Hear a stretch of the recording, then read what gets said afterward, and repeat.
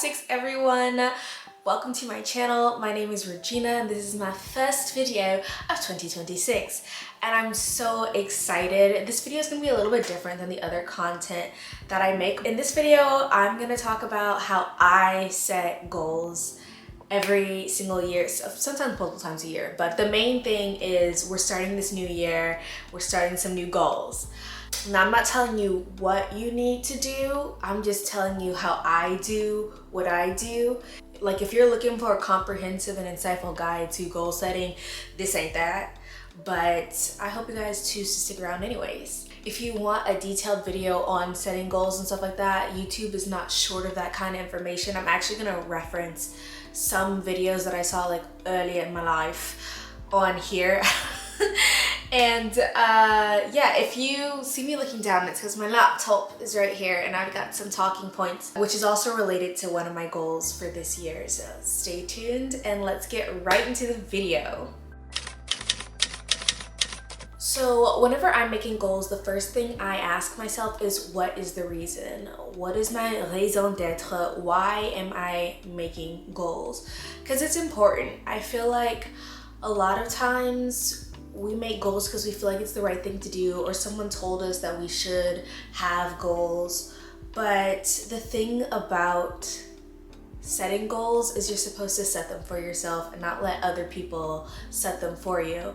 Just because Suzy Q, your bestie since middle school, wants to be a millionaire and she says you should want to be a millionaire too, doesn't mean that that's actually where your heart is. Like, at the end of the day, the reason you set a goal is because it's something that you actually want to accomplish, or something that inspires you. You can be inspired by other people and what other people do and what other people have, but don't let someone tell you that you should want something and that's why you should make it a goal, because then your heart's not in it and you're not going to enjoy the process of accomplishing whatever the goal is. If you guys want a video detailing how you should come up with your own goals, I would suggest how and why to set goals for people who are lost by a YouTuber called Truthless. That video came out about 4 years ago, and when I was first getting into setting goals, it was extremely helpful for me.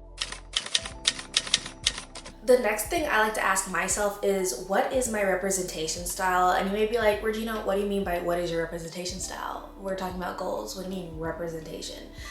What style of goal setting attracts me, helps me visualize my goal, and speaks to me? Everyone has their own thing. You could do just handwritten goals. You could be a vision board person. You could be a personal curriculum person. That has been a viral sensation more recently, setting personal curriculums, creating syllabi to accomplish a specific goal, or to learn a new skill, or to enact something in your life.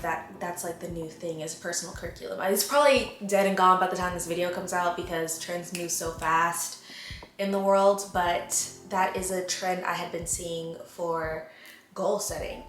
If you're a more visually stimulated person, I would suggest doing a vision board, because it's literally pictures to inspire and remind you of your goals, where your written goals is more of like a written, obviously it's a written way to explain your goals. I like to do both. My dad has always been like a write your goals down kind of person, so I picked that up from him, but I also like having photographs to kind of ground me and recenter me into the final product of this goal. Basically, I've been making picture books for my goals, the written goal and then a photo to match it.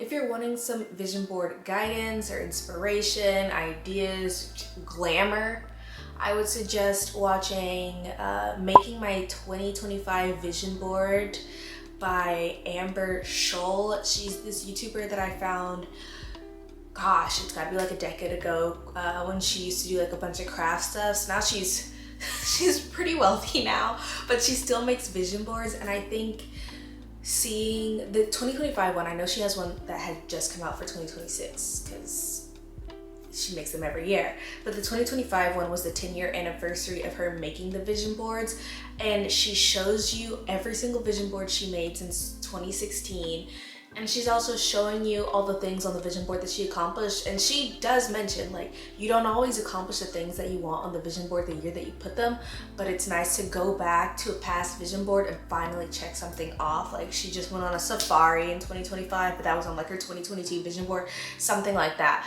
But like, girl or guy, whoever you are, she has really good inspiring information about vision boarding.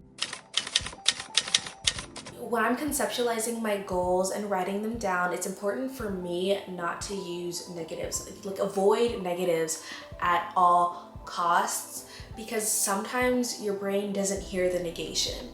Have you guys seen, do you guys remember Mike Myers, the Cat in the Hat, like with Dakota Fanning and, what is Abigail Breslin's older brother? Spencer Breslin. Okay, it's got Dakota Fanning and Spencer Breslin.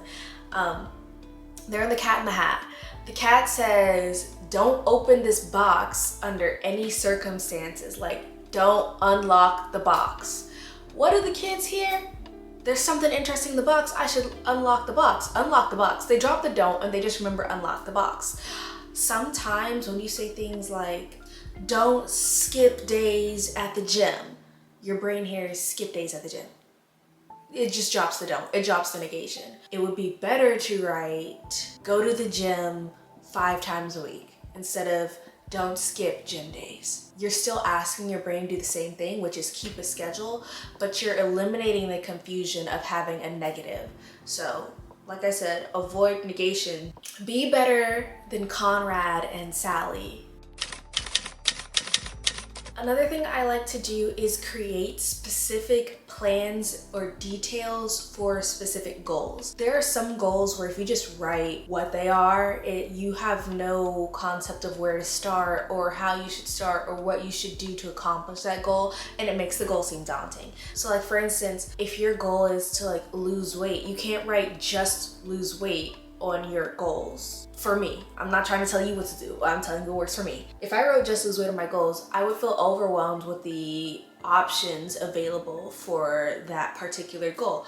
Should I change my diet? That's a way to lose weight. Should I hit the gym more? That's a way to lose weight. Should I run? That's a way to lose weight. Should I get on GLP-1s? That's a way to lose weight. Like, you know, you're not giving yourself a clear starting point. Sometimes you need to give yourself a clear starting point. So for instance, one of my goals for this year is to improve my YouTube channel.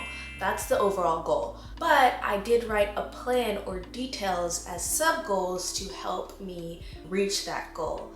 For instance, I'm going to learn new editing techniques. I have a very rudimentary knowledge of editing, and I think it'd be very important and very helpful in improving my channel overall if I learned new editing skills. Another point is learn how to script videos. I like to fly off the cuff, but I do think that scripting videos is really important and it can help me streamline what I'm trying to say, especially in videos like this. I partially scripted this video. This is actually the first video I've ever scripted, so I hope that you guys are enjoying it. And another sub point I wrote is to invest in editing software. I am an iMovie girly through and through, but iMovie only does so much. You can only put so many fonts up. You can only attach your headlines so many ways, and it's very limiting. There's so much new software out there that can help me improve the quality of my videos, and if I'm not doing everything I can to improve the quality of my videos, then how am I going to improve my YouTube channel as a whole?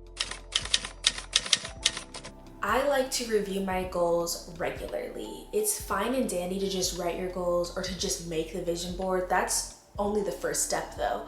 You need to review your goals constantly. It doesn't have to be every 5 seconds that you're reviewing your goals, but you could make a picture of your vision board or your written goals the background on your phone, or you could put it in a place that you see every day, like tape it to your mirror in the bathroom if you want to. But you need to put your goals somewhere where you can review them constantly, because you want to refocus, be able to refocus and reassess. Sometimes you accomplish your goals earlier than you thought you would.